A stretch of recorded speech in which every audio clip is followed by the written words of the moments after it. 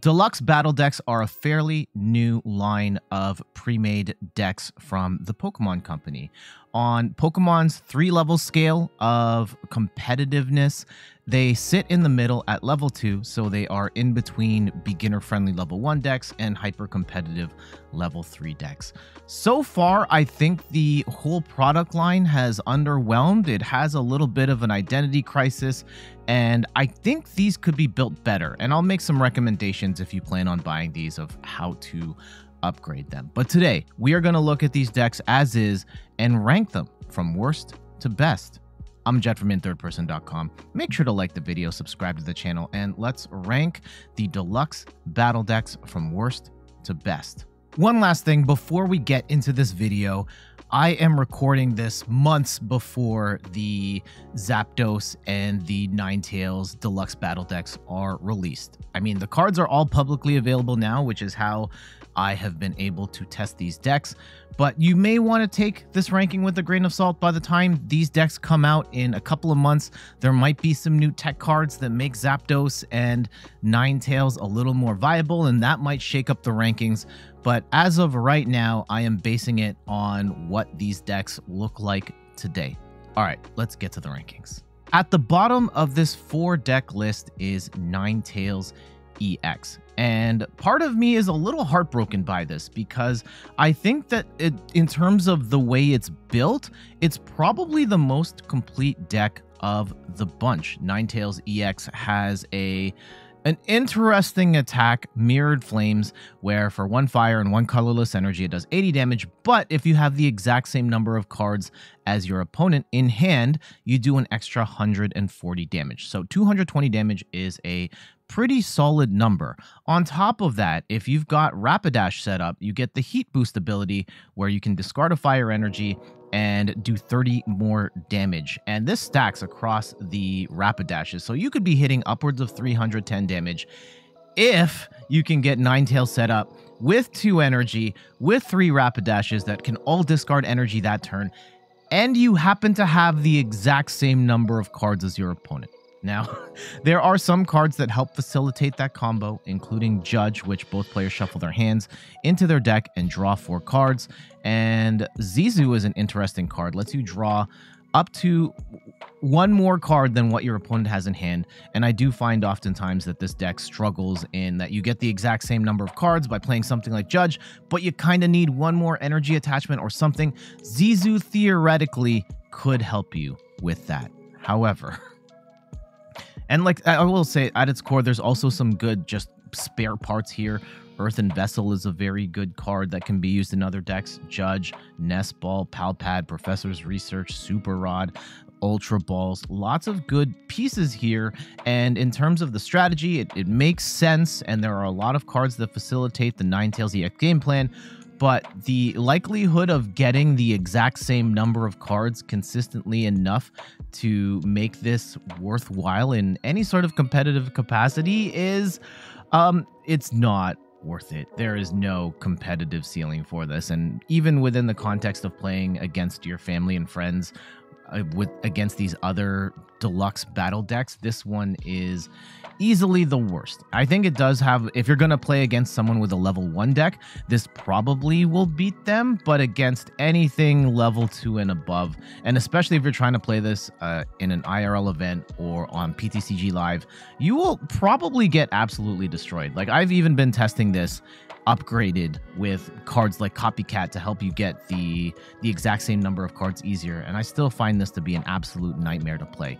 So sitting squarely at the bottom of this list, Ninetales EX. Number 3 on this list is Quaquaval EX, and it's got some good cards in here, which helps keep it out of the bottom spot. You are getting a Baxcalibur line, and we know that Baxcalibur pairs really well with Chen Pao, and going forward, it's going to pair well with a number of different water attackers. We do get a copy of Radiant Greninja, which is amazing. You get to discard an energy, draw 2 cards, and its Moonlight Shuriken attack is a really solid attack that can be powered up by Baxcalibur, which is really nice. We also have some really solid cards that just work as spare parts elsewhere. 1 copy of Clara is very nice, though Clara is rotating soon. We get 3 copies of Irida, which is the backbone of most water decks. Professor's Research is great, Nest Ball is great, Rare Candies, Ultra Ball is great. Where this deck falters is that Quaquaval EX is simply not that great of an attacker. Exciting Dance for 60 damage, and you get to switch one of your bench Pokemon into the active. Some people have tried control variants where you hit with Quaquaval and you switch it to the Mimikyu that blocks attacks from Vs and EXs. It's very gimmicky and probably would not hold up for the most part in battles. The Spiral Shot for 230, that's a good amount of damage, especially in the current meta where 230 is the number you need to one-hit KO Iron Hands and Roaring Moon. However, you have to put the energy that's attached to this Pokemon back into your hand, and yes, you do have Baxcalibur to reattach that energy, but you're 1 Judge or Iono away from losing that energy, and you're completely screwed. So Quaquaval is not a particularly strong, or I mean, it's decently strong, but it's definitely not the most reliable attacker. On top of that, this deck does not come with any sort of gusting options. There's no boss's order, so you can't cherry pick your targets when you would like, and that's disappointing as well. So there are some good spare parts in this deck. Quaquaval is generally a little more of a reliable attacker than Ninetales, but relative to the others on this list, it is not a particularly strong deck. But yeah, Ninetales and Quaquaval, I just generally would not recommend you picking up. Number 2 on this list actually has a decent argument for being number 1, and this happens to be the one that I own. I actually bought a Meowscarada Deluxe Battle Deck, and I've upgraded it with some Arceuses and the Medicham and so on. And the Meowscarada deck, I think, is decent with a couple of fatal flaws. Now, Meowscarada as an attacker has a lot of potential, even though it has not seen it has not reached its potential in competitive play, that's for sure. It is at the very least a decent rogue deck. Its Bouquet Magic ability lets you discard a grass energy, and you can just drop 3 damage counters onto one of your opponent's bench Pokemon, and then Scratching Nails does 100 damage, and if your opponent has any damage on there, it does another 120 for 220 damage. This thing can hit really hard, and Radiant Alakazam's a really nice touch in this deck. Lets you move the damage around between the bench and the active, or wherever you want, so that Meowscarada is maximizing the damage each time it attacks. Although most competitive Meowscarada decks don't have the Eldegoss, I don't hate its inclusion here. It helps you draw grass energy out of your deck, giving you more opportunities to charge up your attackers and use that Bouquet Magic ability. And there are some other good cards in here. I like that, unlike Quaquaval, this one has Boss's Orders. It's got, the Clara again, that's rotating, but we still have Professor's Research, Nest Ball, Ultra Ball. These are all good cards that you can use in other decks and are good within the context of Meowscarada.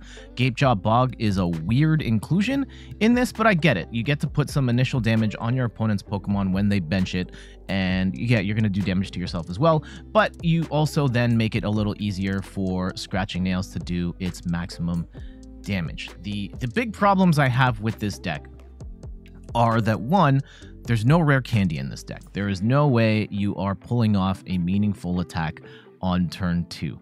And the big problem with that is if you lose an attacker that you've been charging up, one, you're going to fall by the wayside. So many decks are attacking by turn 2. If not turn 1, you're going to be fighting on the back foot fairly consistently with a deck that cannot viably attack on turn 2.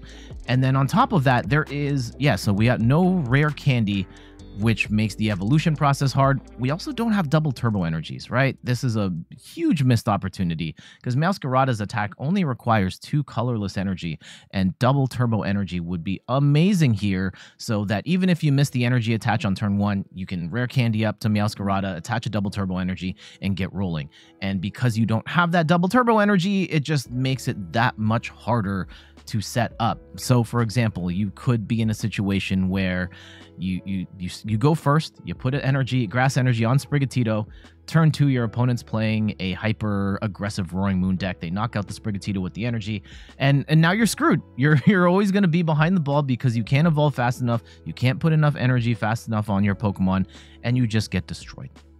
That said, there is a little bit of a light at the end of the tunnel here. The upgrade path is a little easier than the other two, and it does have a little more of a competitive ceiling, but you can buy the Trainer's Toolkit, which features Arceus V-Star. It gets you some really good pieces that help out the Meowscarada deck, including a 2-2 line of, I think it's 2-2 or 1-1.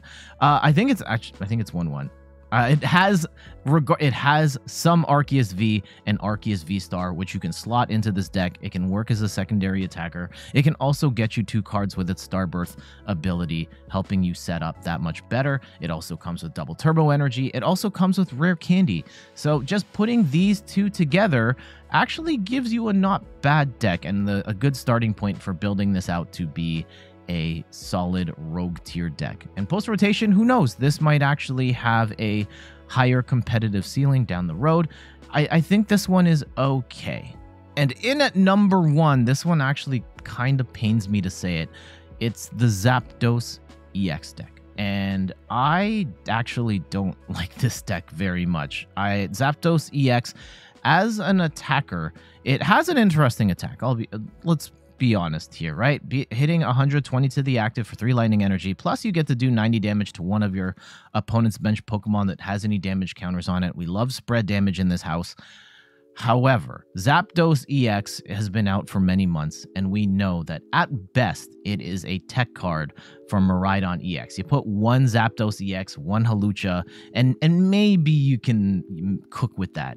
But for the most part, people just don't put Zapdos EX in their decks. And now the Pokemon Company have decided that, yeah, we're going to build an entire deck around a tech card. And I will say, having played a bunch of games with this feels terrible to play with.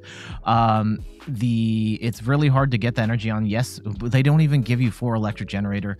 Electric Generator is a great card, but they don't even give you 4 of these to help you accelerate this incredibly energy-hungry deck. There are some really weird inclusions for trainer cards, including Rika and Rhyme, which don't get played anywhere. There are some really good trainer cards in here, including 4 copies of Bravery Charm. Earthen Vessel is nice. I really wish they had 4 Electric Generator. Ultra Ball is good. Nest Ball is good. Miraidon is good. But what puts this at the number 1 spot is, yeah, you don't want to play this deck as is.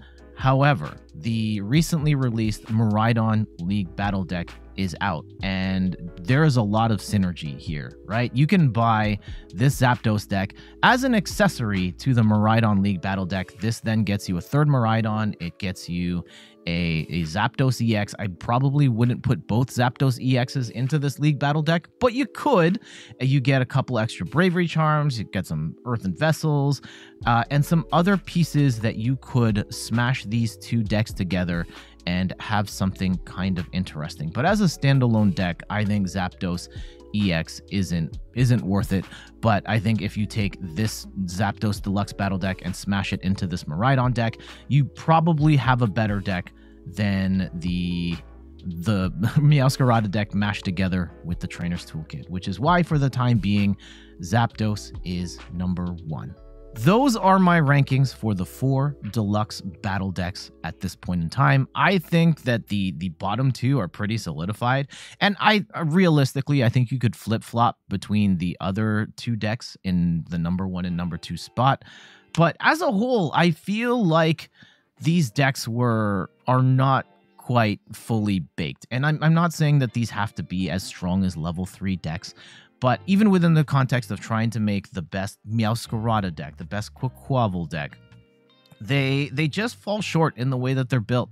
The Meowscarada one being particularly maddening in the sense that just adding a couple of rare candies and double turbo energies would make that deck so much better, and for whatever reason it just doesn't have it. And then the Zapdos EX deck is just baffling. Like other than it being an accessory to the Miraidon League Battle Deck, it feels overly redundant, and just as a standalone deck it's not very good. But yeah, let me know in the comments. What do you think about my rankings? What do you think about the Deluxe Battle Deck line? I do want to make another video expanding on some of my ideas and what I would like to see from the Deluxe Battle Deck going forward, but that's going to be something for another time. But for now, I got to get going. Thank you so much for watching. You can find me on all the things: YouTube, TikTok, Twitter, and Instagram at @InThirdPerson. You can find me on Twitch at @InThirdPerson, where I stream the Pokemon trading card game every Sunday at 10 a.m. Eastern Time. And check out the website, inthirdperson.com, for more articles and videos on video games, board games, and other nerdy pursuits. So until the next one, I'll see you later. Bye-bye.